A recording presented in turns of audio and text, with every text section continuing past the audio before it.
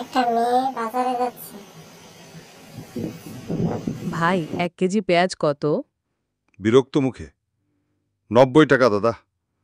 রফিক চমকি উঠে। 90 টাকা? কাল তো 80 ছিল। আরে দাদা, দাম তো রোজই বাড়ে।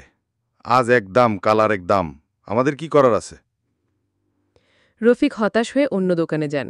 সেখানে সবজির দাম দেখে আরও হতাশ হন।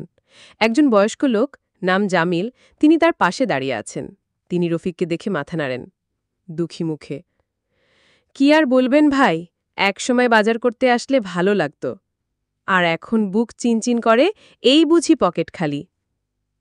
মেয়ে: ভাই, 1 কেজি টমেটো কত টাকা? দোকানদার: 290 টাকা কেজি। মেয়ে: কি বলেন, গত সপ্তাহে 150 টাকা কেজি ছিল।